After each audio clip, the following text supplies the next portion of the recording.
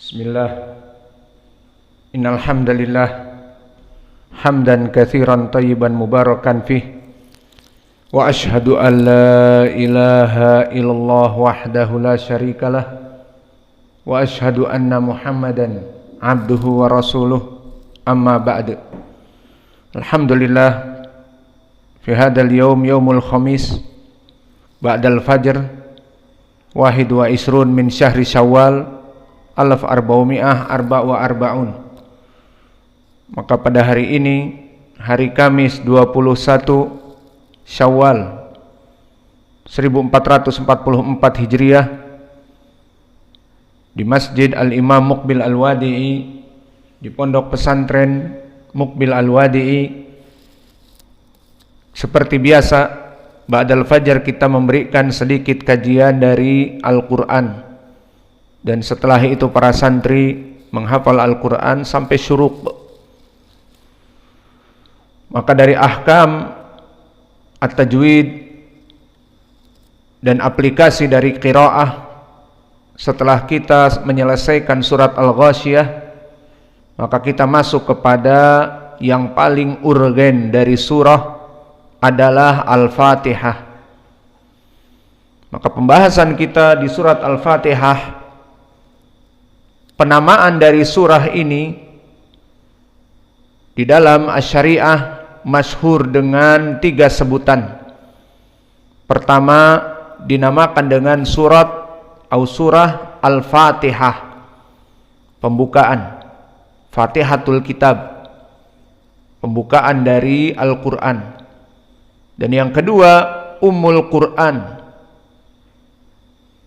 Dan penamaan yang ketiga dengan istilah nama surat itu sendiri yang diawali dengan Alhamdulillahi Rabbil Alamin. Seperti surat-surat yang lain diambil dari nama-namanya, surat Ar-Rahman, surat Al-Ghasyiyah, surat Al-A'la, dan begitu pun dinamakan dengan surat apa? Alhamdulillah atau Alhamdulillahi Rabbil Alamin. Maka ini nama 3 dari surat Al-Fatihah. Mana dalilnya? Yang pertama, di dalam hadis yang muttafaqun alaih dari Ubadah ibni Samit, la salata liman lam yaqra bi ummil Qur'an. Dan di riwayat, la salata liman lam yaqra bi Fatihatil Kitab. Maknanya, tidaklah seseorang salat dihitung salatnya dalam 1 rakaah selama dia itu tidak membaca bi ummil Quran. Apa makna ummul Quran? Al-Fatihah. Dan di riwayat yang lain bi Fatihatil Kitab. Maka ini 2 nama di dalam hadis Ubadah bin Samit, bahwa dia bernama Fatihatul Kitab yang masyhur dengan surah Al-Fatihah. Dan yang kedua dengan laqab juga Ummul Quran, induknya Al-Quran, karena saking pentingnya surat Al-Fatihah ini. Dan dinamakan juga dengan laqab diambil dari ayat, terutama ayat yang pertama dari Perwajihan, Alhamdulillahi Rabbil Alamin. Maka Nabi menyebutnya surat Al-Fatihah dengan laqab Alhamdulillahi Rabbil Alamin. Mana pendalilannya dinamakan surat Al-Fatihah dengan Alhamdulillah? Hadis yang diriwayatkan oleh Imam Al-Bukhari dari Abi Sa'id ibnil Mu'alla, laisa Abu Sa'id Al-Khudri. An Abi Sa'id ibnil Mu'alla, dia mengatakan bahwa Nabi Muhammad SAW lewat kepadaku dan aku sedang salat. Fada'ani falam atih. Maka Nabi tidak mengetahui dan Nabi memanggil, dan aku tidak memenuhi panggilan Nabi. Hatta sholaitu, setelah selesai aku melaksanakan sholat, sampai selesai aku sholat, summa ataitu, maka aku mendatangi Nabi. Maka Nabi berkata, ma mana'aka anta tiyani, apa yang melarang kamu untuk tidak menjawab panggilanku, kata Nabi.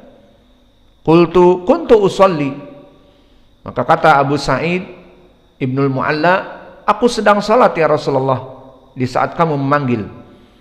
Faqala alam yaqulullah, tidaklah kamu mengetahui Al-Quran di dalam ayatnya berbicara Allah berfirman, ya ayyuhalladzina amanu istajibu lillah wali rasuli idza da'akum.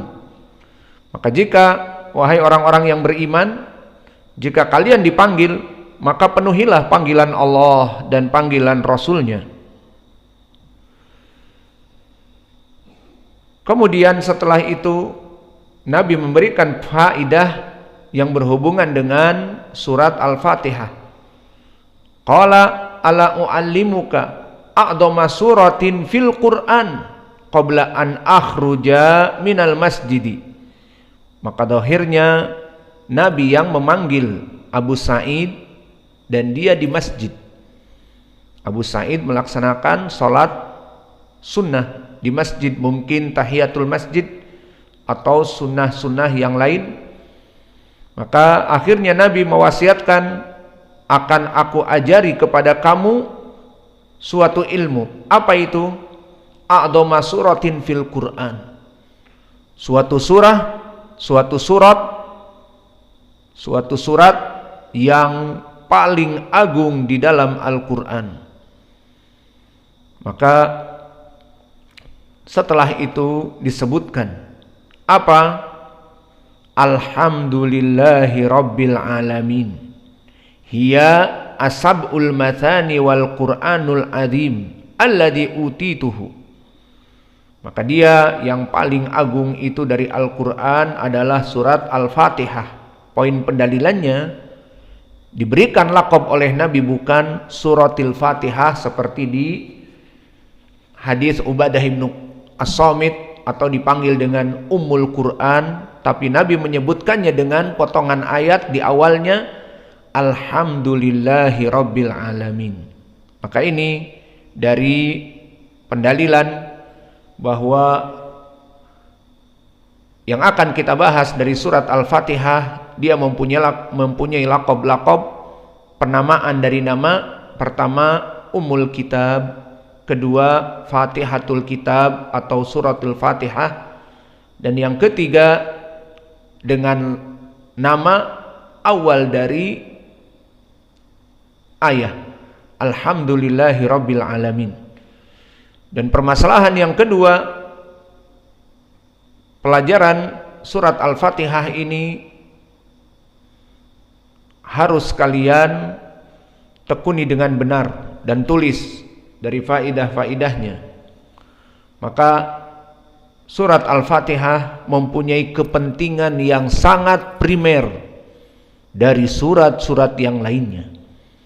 Di antaranya, pertama, seseorang tidak dianggap rakaatnya terhitung kecuali dengan membaca Al-Fatihah. Ayo ditulis anak-anak baru.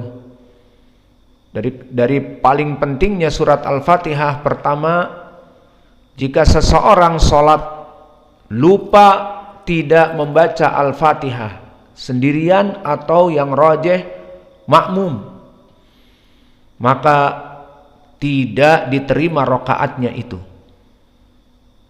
Seperti tadi yang ngantuk misalnya, di rakaat yang pertama Allahu Akbar, imam membaca Al-Fatihah dan membaca surat, dan dia ngantuk, kepalanya bergeming, matanya tertutup. Nah, siapa itu tadi? Wallahu a'lam. Ada enggak yang merasa dan tidak membaca Al-Fatihah karena ngantuknya, maka tidak diterima rakaatnya. Lalu bagaimana? Ya, satu rakaat itu tidak diterima.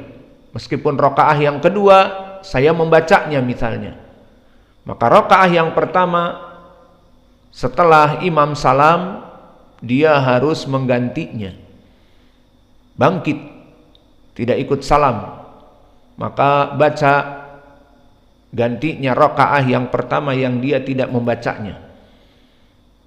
Maka ini saking pentingnya surat Al-Fatihah.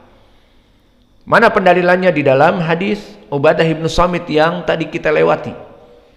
La salata liman lam yaqra bi Fatihatil Kitab, di riwayat liman lam yaqra bi Ummil Kitab atau bi Ummil Quran, maka tidak diterima.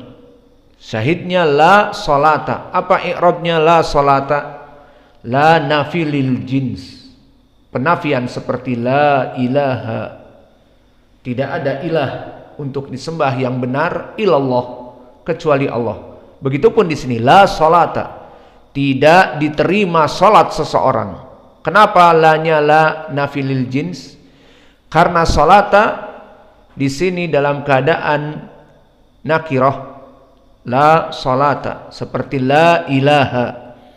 Maka di sini menunjukkan penafian di sini nafilil jins.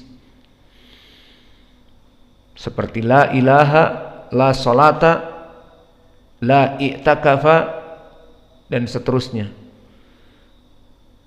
Maka ini perkara yang paling penting dari surat Al-Fatihah, sehingga awas jika kalian ngantuk, maka pas baca surat Al-Fatihah baca sendiri, jangan ngantuk. Lalu seperti fatwa kami Syekh Mukbil, lalu bagaimana ya Syekh? Sebagian imam membaca cepat, Alhamdulillah Rabbil Alamin Ar-Rahmanir Rahim misalnya, di masjid-masjid awam. Jawab Syekh, baca Al-Fatihah semampu mungkin, kapanpun harus dibaca. Telah diketahui bahwa imamnya akan membaca Al-Fatihah dengan cepat, hanya 2 rakaat, 2 harokat, Alhamdulillah Rabbil Alamin Ar-Rahmanir Rahim Maliki Yaumiddin. Tidak seperti kita tadi panjang, ada 6. Alhamdulillahi Rabbil Alamin. Qiraah Hafiz. Alhamdulillahi Rabbil Alamin. Qiraah man? Ya'qub Al-Hadrami. Maka panjang seperti itu. Ada imam yang cepat, mad arid li sukun, hanya 2 rakaat, 2 harokat. Alhamdulillahi Rabbil Alamin Ar-Rahmanir Rahim. Maka bagaimana? Baca Al-Fatihah meskipun sebelum pembacaan Al-Fatihah. Maka di saat imam bertakbir Allahu Akbar dan membaca iftitah as-salah, boleh dia membaca Al-Fatihah. Yang jelas dimanapun dia harus membaca Al-Fatihah. Lalu permasalahan yang penting juga,